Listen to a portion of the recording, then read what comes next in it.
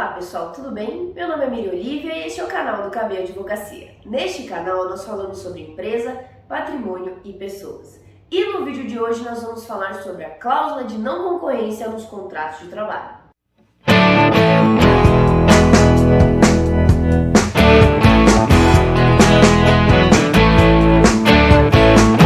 A cláusula de não concorrência é normalmente utilizada em contratos empresariais, em acordos entre empresas para que uma outra não possa exercer a mesma atividade, vender os mesmos produtos e serviços. Tá? Mas é possível inserir essa cláusula de não concorrência no contrato de trabalho. E o que isso quer dizer? Quer dizer que aquele empregado, após a sua rescisão de contrato, ele não poderá criar uma empresa vendendo o mesmo produto e serviço do que o seu ex-empregador.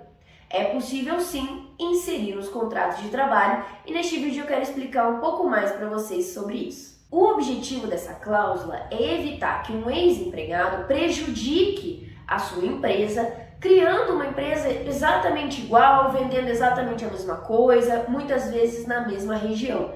Então ele vai se aproveitar da expertise que ele aprendeu dentro da sua empresa, certo? Para criar uma nova e ser um concorrente direto. Essa é a grande questão dessa cláusula, é proibir esse tipo de atitude de concorrência desleal. Quais são as possibilidades de inclusão dessa cláusula no contrato de trabalho?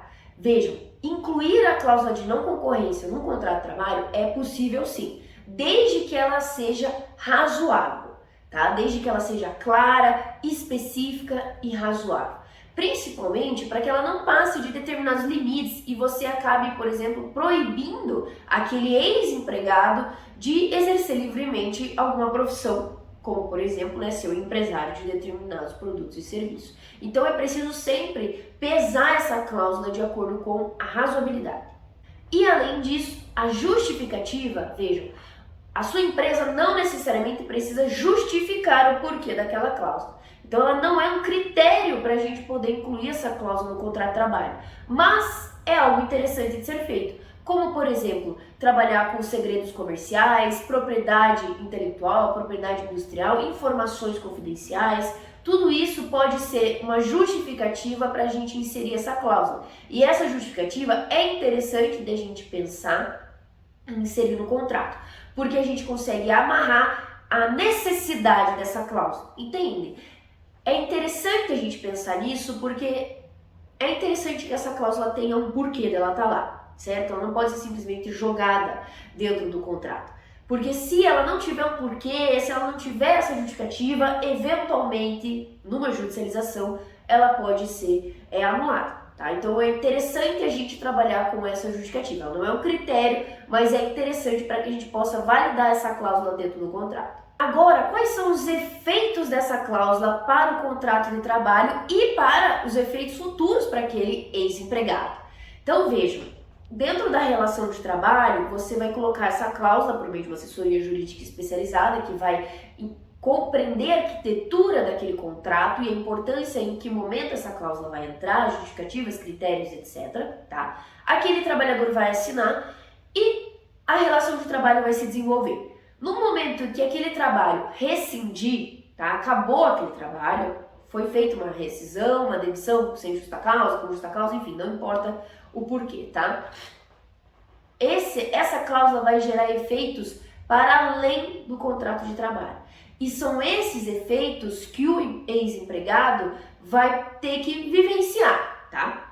E quais efeitos a gente pode colocar dentro dessa cláusula? Vejam a importância da redação dessa cláusula ser muito bem amarrada, porque a gente vai ter que descrever algumas situações. Primeira coisa que precisa estar descrito nessa cláusula, que vai gerar efeitos pós-contrato, é com relação à restrição das atividades. Aquilo que materialmente o empregado não pode fazer, tá? Normalmente isso vai estar relacionado à abertura e à realização de um negócio igual ou muito similar à da empresa que era contratante, tá?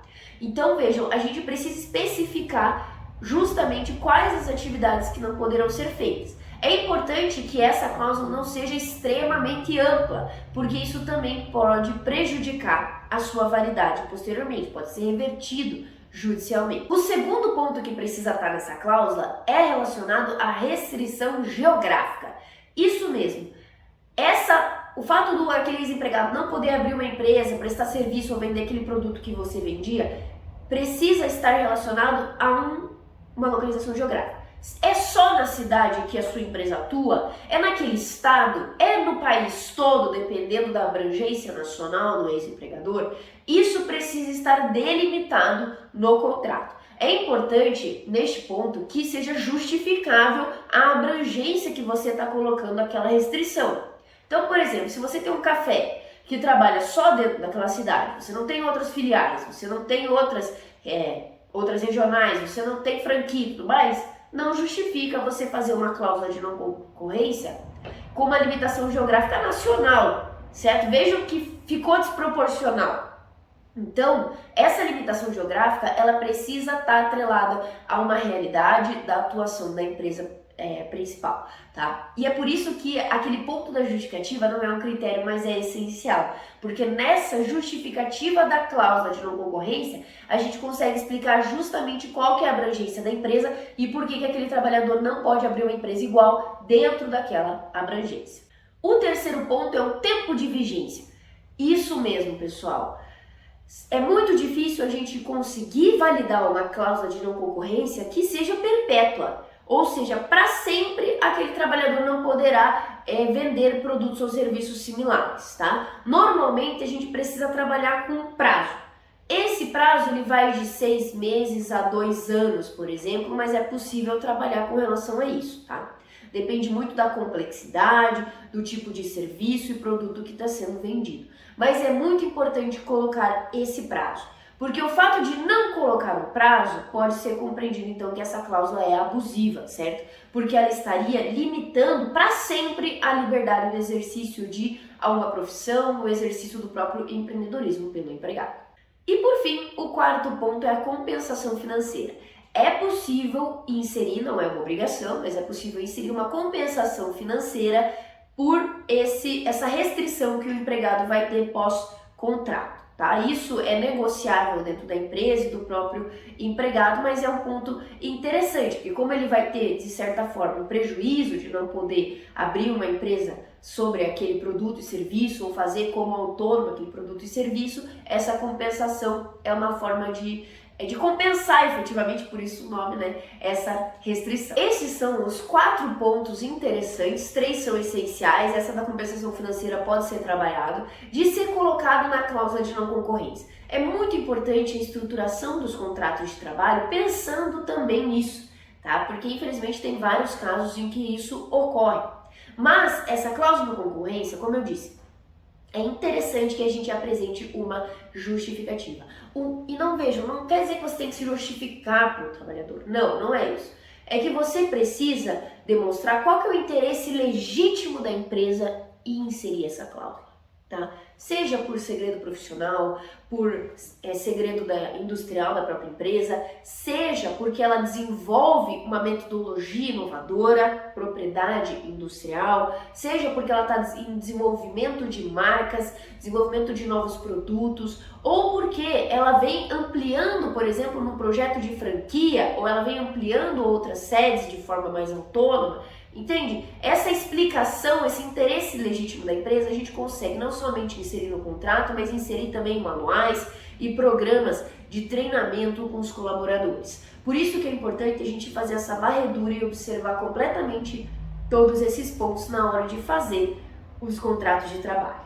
Enfim, a cláusula de não concorrência é uma ferramenta muito útil nas relações de trabalho, embora as pessoas achem que a cláusula de não concorrência ela é utilizada somente no âmbito empresarial. É muito importante a gente trabalhar isso também nas nossas relações de trabalho, tá? Inclusive, a gente pode trabalhar com prestadores de serviço, mas daí a lógica vai funcionar com um pouco mais de troca e um pouco menos de imposição, que é o que a gente tem muito predominante nas relações de trabalho. Mas essa troca é importante nos 2 âmbitos. Eu agradeço muito você que assistiu esse vídeo até o final. Essa ideia da cláusula de concorrência veio por meio de um caso, que eu vou produzir um outro vídeo, mas que eu decidi aprofundar nesse vídeo aqui com vocês. Vejam como detalhes que a gente insere no contrato podem fazer muita diferença na sua empresa. Se você tiver alguma dúvida, algum comentário, algum questionamento ou até uma sugestão, podem mandar para mim, tanto aqui no YouTube quanto no Instagram, no TikTok.